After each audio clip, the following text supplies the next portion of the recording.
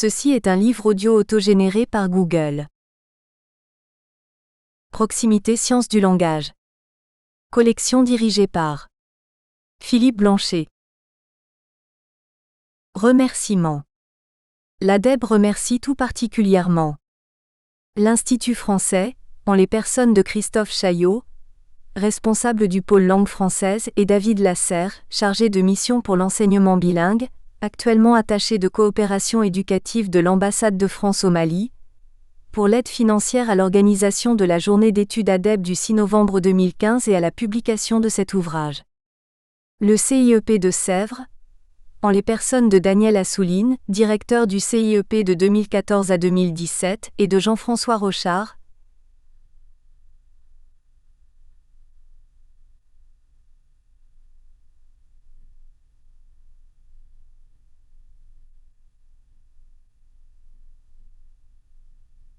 responsable de l'unité ressources et séminaires, département langue française et actuellement directeur de l'Alliance française de Reykjavik, pour nous avoir permis l'organisation matérielle de la journée d'études. La délégation générale à la langue de France et aux langues de France en la personne de Gued Evenou, pour l'intérêt accordé à la préparation de la journée d'études. Avant-propos. Mariela Cosa et Sophia Stratilakaiklein. Bordeaux-Paris, novembre 2018. 1. Pourquoi cet ouvrage ? La perspective bi-plurilingue a profondément modifié le paysage de l'enseignement des en langue.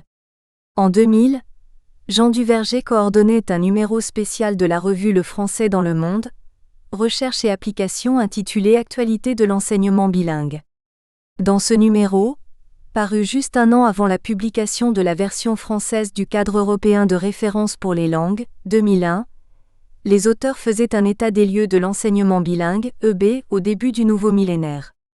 Nous y identifions, à côté des contributions relatant des expériences de terrain, des questions fondamentales en didactique des langues, telles que l'emploi de l'alternance codique dans ces classes bilingues, les frontières entre l'enseignement d'une discipline, dite non linguistique en langue étrangère, dans ce contexte, L2 et l'enseignement du FLE-FLS, des questionnements autour de L', articulation entre la L1, la langue de scolarisation, et la L2 ou encore sur le bilinguisme en tant que compétence élargie et non seulement en tant qu'objet d'apprentissage. Ces questions centrales, portant autant sur les formes que sur les fonctions de l'enseignement bilingue, mettaient en avant quelques-uns des points saillants qui ont permis de faire évoluer les politiques linguistiques et éducatives mais aussi les pratiques et les représentations liées à ce type d'enseignement. Les différentes contributions posaient, en filigrane, les jalons d'une approche plurilingue et intégrée dans l'enseignement-apprentissage des en langue. Depuis, plusieurs éléments ont contribué à l'évolution de la notion d'enseignement bilingue parmi lesquels nous retenons les suivants. Le nouveau regard que l'on porte sur les langues dans une perspective moins cloisonnée de leur enseignement-apprentissage, en prenant appui sur l'ensemble des ressources dont dispose chaque individu et sur les stratégies de passage d'une langue à l'autre, voire d'une compétence à l'autre. La perspective plurilingue qui mène à remplacer bi par pluri, d'où le choix de parler d'enseignement bi-plurilingue, EBP, étant donné que, à côté des deux langues utilisées comme moyen d'apprentissage, une troisième voire une quatrième langue sont présentes comme matière à l'école.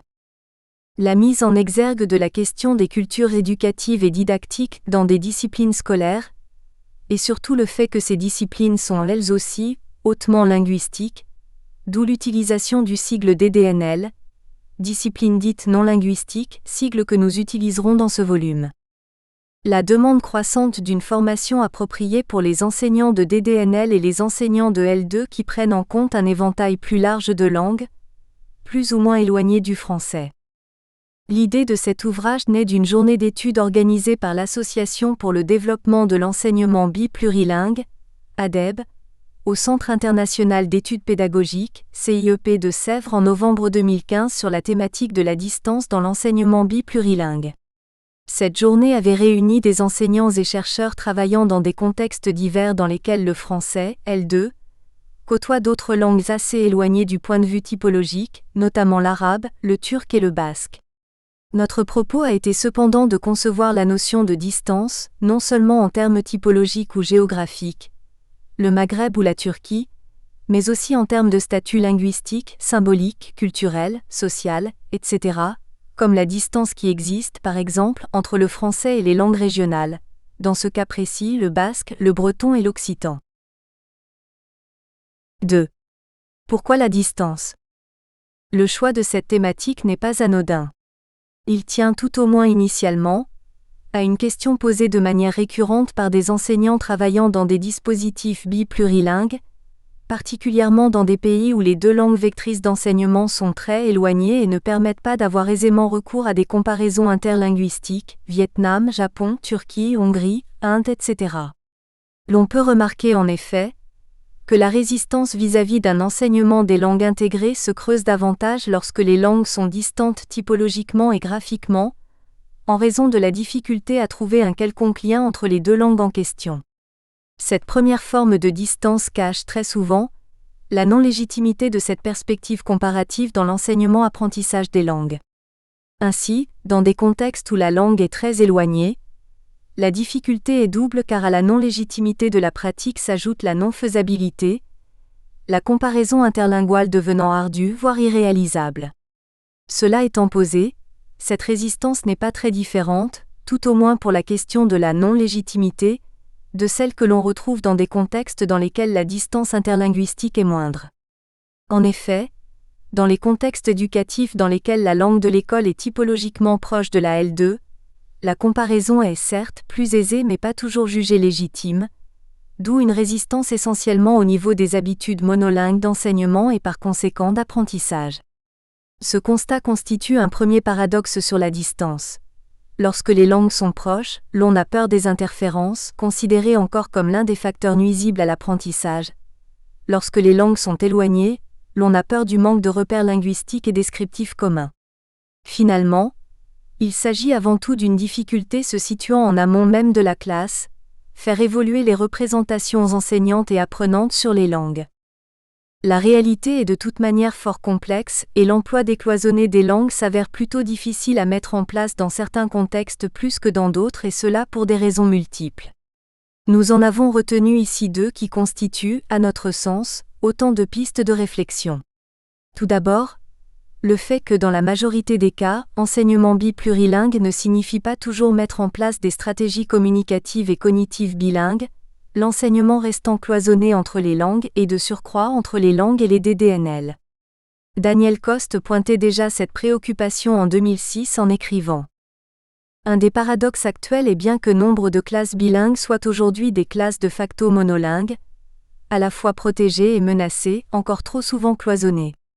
L'enjeu majeur pour l'avenir ne revient-il pas à bien déterminer si l'enseignement bilingue roule pour la défense ou la promotion de telle ou telle langue particulière, ou s'il s'inscrit dans une construction patiente de visées et de modalités nouvelles d'éducation aux langues, en langue et pour partie par les langues ? Ensuite, la réticence affichée vis-à-vis d'un enseignement des langues plus articulé favorisant le recours des deux langues présentes dans la classe en tant que vecteur d'enseignement de manière intégrée. Ce cloisonnement, que Michel Candelier 2005/426 qualifie de doxa pédagogique, et que l'auteur fait remonter à la méthode directe qui bannissait la traduction et au behaviorisme qui ne voyait dans les transferts de langue à langue que des interférences perturbatrices, explique pourquoi, par exemple, des pratiques pédagogiques qui ont montré leur pertinence depuis une vingtaine d'années, notamment intercompréhension entre familles de langues, et qui pourraient fournir une base fiable de discussion, n'arrivent pas à trouver pleinement leur place dans les formations en langue. Si ce changement de regard s'avère problématique entre langues proches, comment pourrait-on l'envisager alors entre langues plus éloignées via par exemple, la didactisation d'une langue passerelle telle que l'anglais ? Pour l'heure, les théories et les pratiques relevant de l'enseignement biplurilingue abordent assez inégalement la question de la distance, et conséquemment de la proximité. Il en ressort cependant que cette dernière ne se laisse pas appréhender qu'en termes de degré S, mais définit plutôt des zones de rupture offrant une possible résistance à la continuité des approches méthodologiques existantes.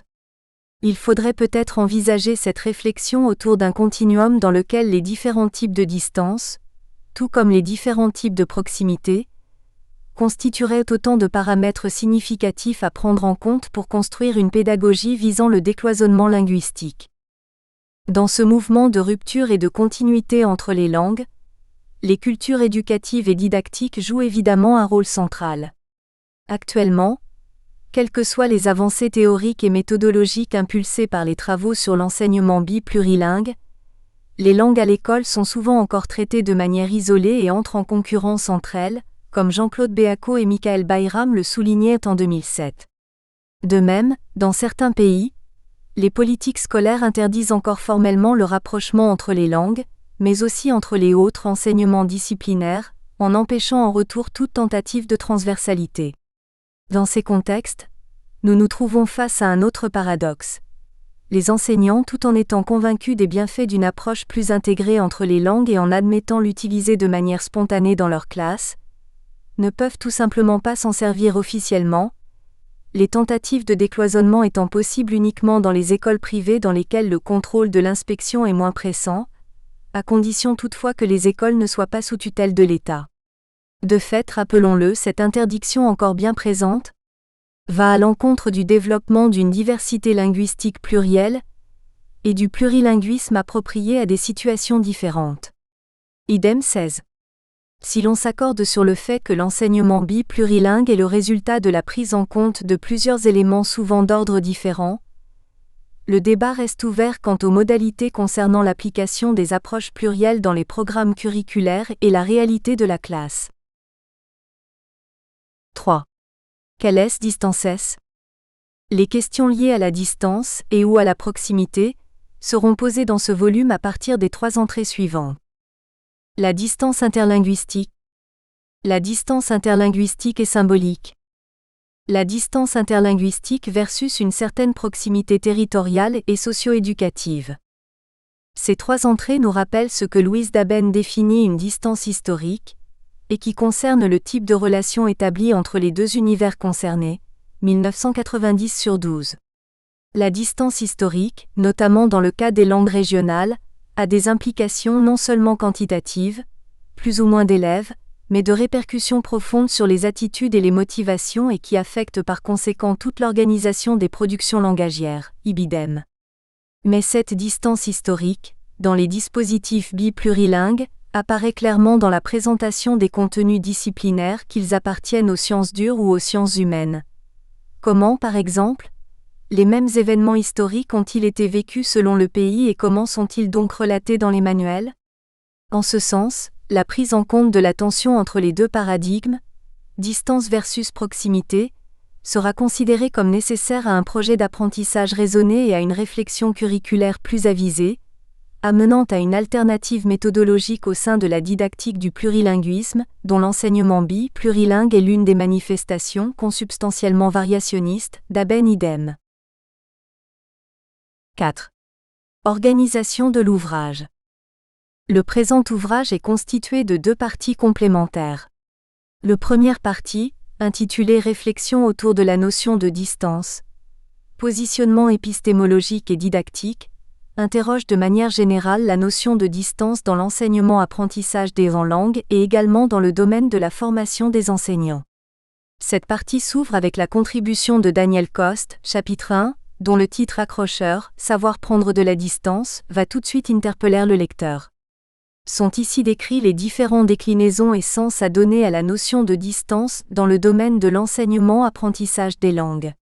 L'auteur met en évidence les significations et les valeurs multiples que peut prendre une même notion, ainsi que les différents critères qui interviennent dans les représentations des langues. Ces représentations, partagées, prototypiques, individuelles ou subjectives, peuvent se combiner entre elles pour former des constellations complexes aux frontières diversement perméables, mouvantes et fluctuantes, des configurations divergentes et variées, autrement dit des traits constitutifs de la notion de distance et en retour de celle de proximité. L'article de Sylvie Wharton, chapitre 2, interroge le lien entre proximité-distance linguistique et acquisition dans le contexte réunionnais dans lequel le français est une langue présente dans l'environnement quotidien, mais pas assez maîtrisée par les habitants. Plutôt que de traiter ces langues de manière isolée, l'auteur insiste sur le fait que l'élément qui caractérise le mieux les pratiques langagières de la région est une sorte d'interlecte constitué de mélange de créole et de français.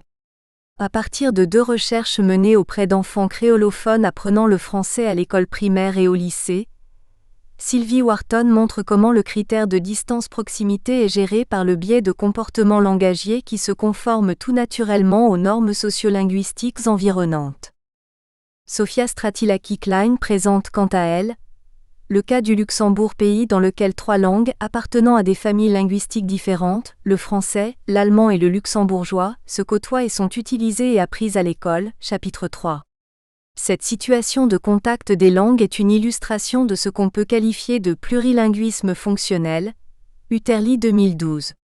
L'auteur cherche à préciser la notion de distance en vue d'étudier les circulations, les continuités et les articulations entre représentation des langues et comportements langagiers chez des élèves scolarisés dans un contexte éducatif ouvert au plurilinguisme, en ce sens qu'il valorise ce que Sofia Stratilaki-Klein nomme l'atout bilingue.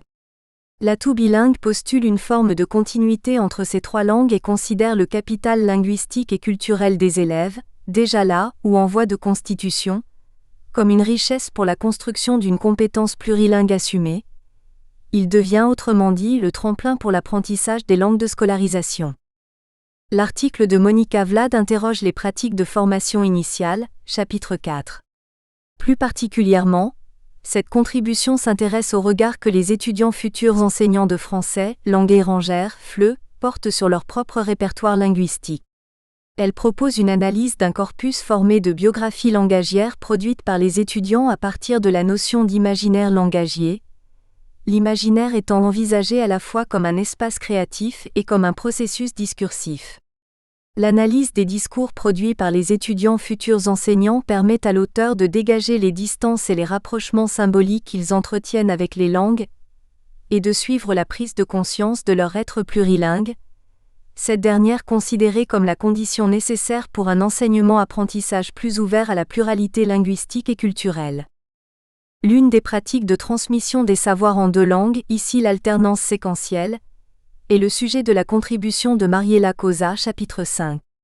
En partant de l'élaboration d'unités didactiques bilingues sur le modèle Val-d'Autun, Mariela Cosa montre que la confrontation des étudiants futurs enseignants de français, langue étrangère et langue seconde, à des pratiques qui ne leur sont pas encore familières favorise une modification graduelle de la relation qu'ils entretiennent avec les langues, celles d'abord qu'ils seront amenés à enseigner, le français, puis celles avec lesquelles ils sont en contact à l'école. Cette évolution favorise progressivement l'élaboration d'activités pédagogiques prenant en compte l'articulation entre les langues, puis entre les langues et les DDNL, selon les principes d'une pédagogie de projet à la fois bilingue et interdisciplinaire, comme c'est, ou devrait être le cas dans les dispositifs biplurilingues. La distance socio-éducative est ici traitée sous plusieurs angles complémentaires. Les habitudes d'enseignement-apprentissage, l'écart entre les savoirs acquis en formation et la demande du terrain, les représentations ordinaires sur l'enseignement-apprentissage des langues et enfin, les questionnements autour des pratiques de classe non encore stabilisées mais propices à la mise en place d'une didactique du plurilinguisme. La seconde partie de ce volume, intitulée La distance dans sa mise en œuvre, les voix des acteurs engagés sur le terrain, met l'accent sur les pratiques de terrain observées et ou vécues dans 3 contextes où le français est l'une des 2 langues des apprentissages disciplinaires. Le Maroc, la Turquie et la France, notamment en ce qui concerne les langues régionales, occitan, basque et breton. À ce titre, cette partie propose une lecture de la notion de distance au travers des analyses des pratiques effectives pour expliciter et décrire, de manière cohérente, un certain nombre d'opinions, de croyances et de comportements langagiers à l'école. La question posée par les auteurs est principalement de savoir comment cerner et caractériser avec précision les différentes modes de construction des représentations du plurilinguisme et des langues présentes et transmises dans l'espace scolaire ou dans l'environnement familial. Dans son article introductif, chapitre 6, Laurent Gageot invite le lecteur à réfléchir sur la notion de distance appréhendée tant du côté de l'apprentissage, en partant de la notion d'appropriation, que du côté de l'enseignement, en se basant sur le paradigme de la sociodidactique des langues et du plurilinguisme dans le but de créer des conditions d'une possible didactique de la distance. L'auteur définit des observables et introduit les catégories de distance sociale, acquisitionnelle, linguistique et plurilingue pour comprendre et interpréter cette notion dans les pratiques et les représentations des acteurs concernés. L'idée centrale est la gestion de cette distance. Du point de vue cognitif pour l'apprenant, du point de vue formatif pour l'enseignant, la distance et sa perception selon les moments et les activités, pouvant constituer un véritable levier dans la construction des apprentissages scolaires. Les 3 articles qui suivent, chapitres 7, 8 et 9, rendent compte de l'enseignement bilingue français langue régionale à l'école, en particulier français-occitan, français-basque et français-breton. Le constat de départ fait par les auteurs est le même. La transmission et la revalorisation de ces 2 langues restent exclusivement à la charge de l'école, devenue désormais le seul lieu de communication et de circulation de ces 2 langues étant donné que, pour les raisons historiques que l'on connaît, la transmission familiale ne se fait plus ou très rarement. Outre aux difficultés qui tiennent à une distance typologique entre les langues, français-basque et français-breton, ce manque de communication et de circulation entre les langues engendre des distances symboliques fortes qui font obstacle au développement des filières bilingues. Dans son article, Stéphanie Vessière montre notamment la manière dont l'occitan oscille entre une proximité linguistique et une distance prioritairement sociale et symbolique. Ainsi, si la proximité entre le français et l'occitan peut mener, selon l'auteur, à des fossilisations qui rendent laborieuse chez les élèves l'entrée dans les DDNL, la distance sociale, quant à elle, agit sur la motivation concernant l'apprentissage de cette langue. Mais d'autres formes de distance se produisent dans ce contexte. Celle due à la séparation des 2 langues à l'école et conséquemment à la difficulté de mettre en place un travail comparatif. Celle qui vient d'une connaissance insuffisante de la langue régionale de la part de l'enseignant de français lorsque l'enseignement se fonde sur le modèle « un enseignant, une langue », celle enfin qui tient au manque d'intérêt et de compréhension d'un travail collaboratif entre les enseignants de langue S. Ce dernier point montre par ailleurs des usages différents, et parfois contradictoires de ce type d'enseignement dans les classes. Les différentes formes de distance pourraient, selon l'auteur, être comblées par une formation des enseignants davantage ciblée sur les compétences linguistiques dans les 2 langues, la réduction de l'écart entre l'école et la société, ou encore une prise de conscience plus marquée des représentations circulantes sur l'occitan et son enseignement. Michael Alcibar traite de la distance à travers l'enseignement paritaire français-basque, ces dernières étant qualifiées ici de langue minorée. La question que l'auteur pose dans sa contribution concerne le sens que les acteurs principaux, l'éducation nationale, les parents et les enseignants, donnent à cet enseignement. Selon lui, le manque de sens commun et de cohérence dans les discours produits par ces 3 instances contribue à l'absence de complémentarité des actions respectives et conjointement, à la persistance de certaines représentations entravant un développement plus serein de cette filière. 3 types de distances sont finement décrites afin d'alimenter une réflexion plus constructive à ce sujet. La distance sociétale, la distance diglossique et enfin, la distance symbolique. Dans son article, Erwan Le Pipec souligne la distance typologique du breton par rapport au français, et étaye l'idée que les divergences entre les 2 langues peuvent finalement être utilisées comme un atout supplémentaire dans les apprentissages scolaires. L'auteur aborde également la question de la distance générationnelle entre les locuteurs de la langue bretonne, notamment en ce qui concerne le niveau phonologique de la langue. Il souligne ainsi le fait que les jeunes, contrairement aux locuteurs plus âgés, appliquent à la prononciation du breton les caractéristiques prosodiques du français. On pourrait donc avancer l'hypothèse que l'on se dirige vers un bilinguisme monophonologique. Ces craintes, qui renvoient à une représentation puriste de la langue en tant que système figé, sont cependant à minimiser car, selon l'auteur, il est nécessaire de prendre en compte l'évolution de la langue et analyser sereinement ces changements dus aux contacts interlinguistiques. Autrement dit, il s'agit une fois de plus du regard que l'on porte aux langues et surtout aux langues en contact. L'article se termine avec des questions portant sur la formation des enseignants intervenant dans ces dispositifs. Suit l'article de Claude Cortier et Youssef Nebelaïd, chapitre 10, qui décrit la situation linguistique du Maroc, notamment le statut du français qui, après des années de forte arabisation, est réintégré comme langue des apprentissages dans les sections internationales. L'accent est mis sur la volonté de développer une politique linguistique ouverte à la pluralité, et par voie de conséquence, à la constitution d'un répertoire linguistique de l'étudiant marocain comprenant les langues nationales, arabe, amazigh et des langues étrangères, principalement le français et l'anglais. Les auteurs soulignent par ailleurs la fracture qui existe entre la langue des apprentissages scolaires, l'arabe, et la langue des apprentissages universitaires, le français. Pour éviter cette fracture linguistique, Messaoudi 2013, qui devient aussi une fracture sociale car contrairement aux écoles publiques, dans les écoles privées le français est utilisé à des fins pédagogiques, les sections internationales, option français, ont été créées en 2013.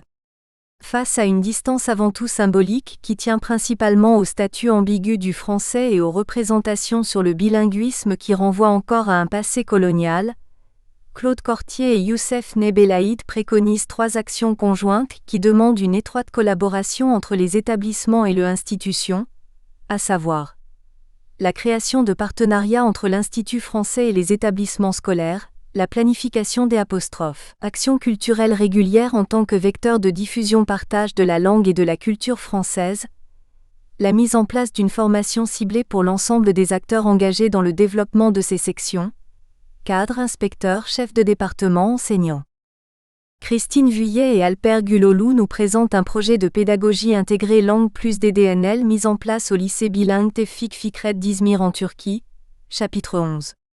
Il est ici à la fois question de gérer la distance linguistique entre les 2 langues des apprentissages, la L2 égale français, et la L1 égale le turc, et de réduire la distance pédagogique entre l'enseignement de la langue et l'enseignement en langue. Dans leur contribution, les auteurs essaient de fournir une réponse aux questions suivantes.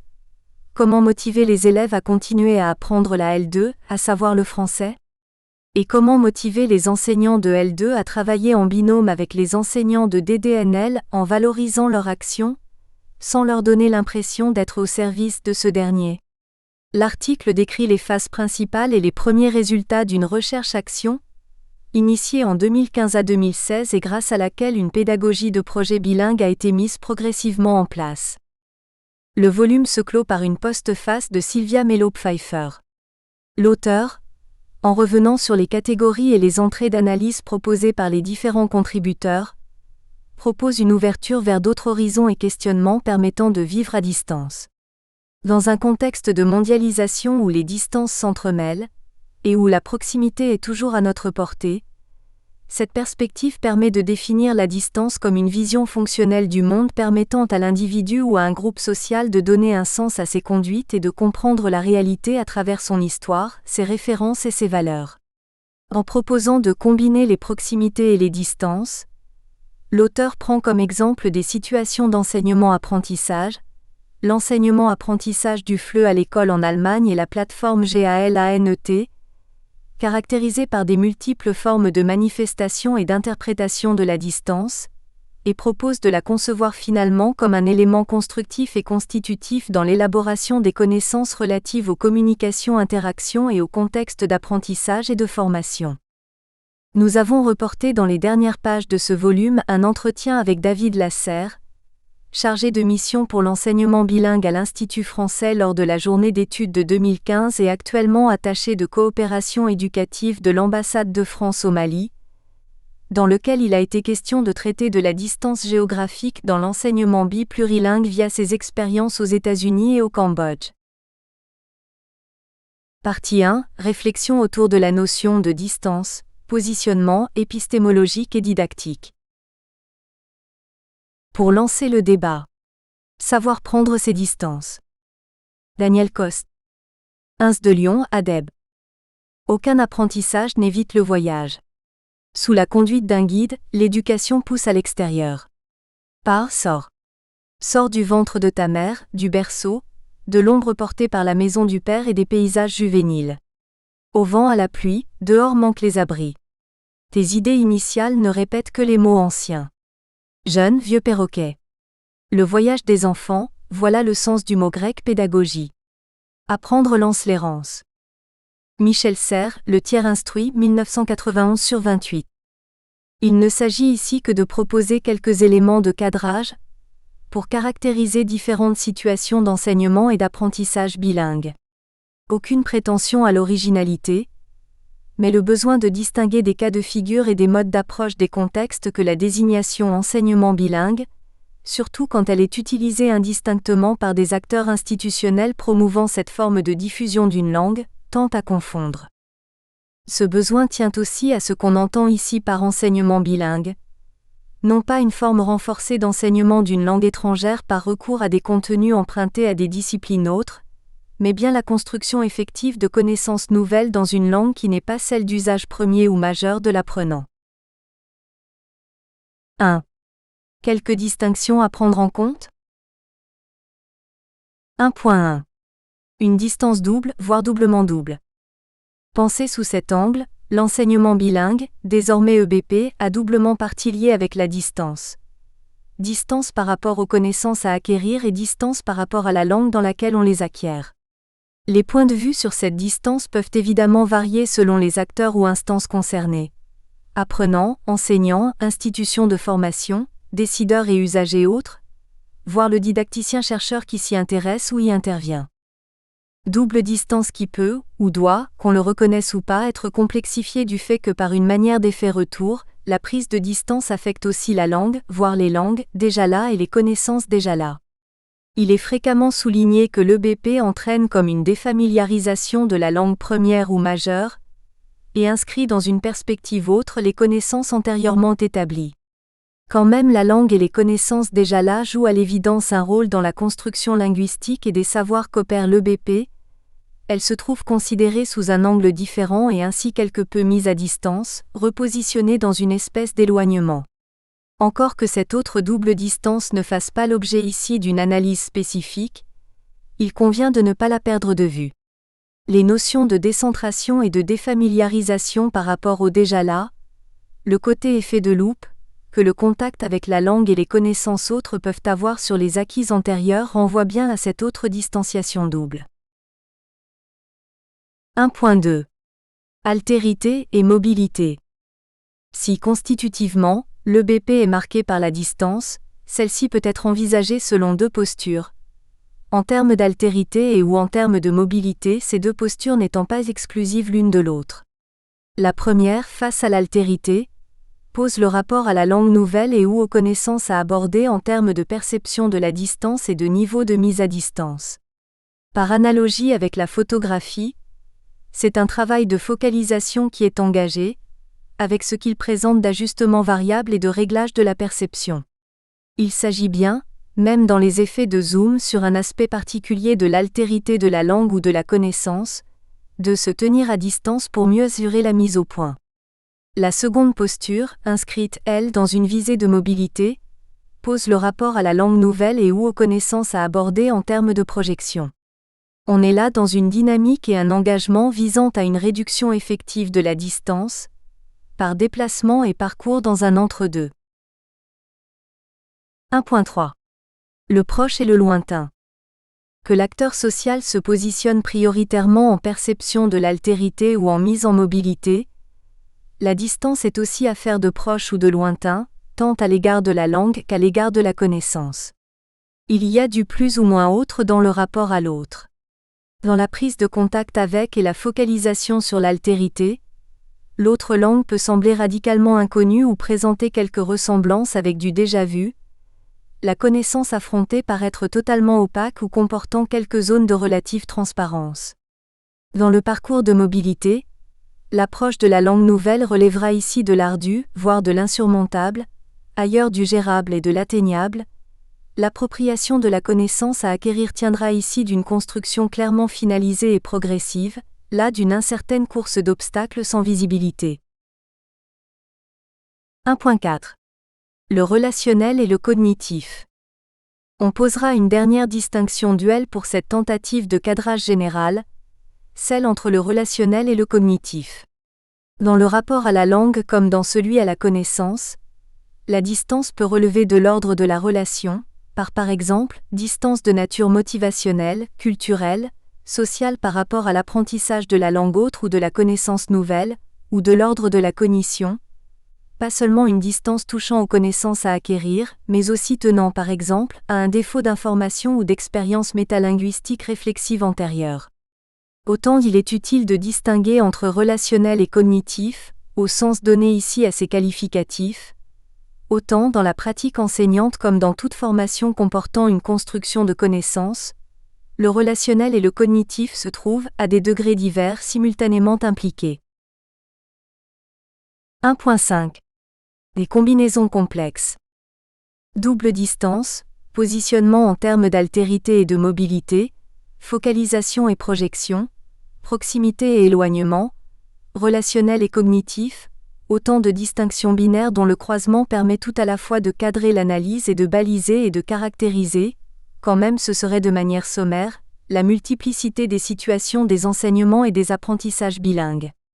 Il est évidemment loisible de proposer, en fonction de ces différents paramètres, des sortes de tableaux à entrées multiples ou ranger une diversité de cas empiriques, mais l'objet de cette contribution se limite à pointer des instruments de portée générique dont le lecteur peut tester l'éventuelle pertinence en les appliquant. Nous espérons que vous avez apprécié cet aperçu. Pour continuer à écouter ce livre audio sur Google Play Livres, utilisez le lien dans la description de la vidéo.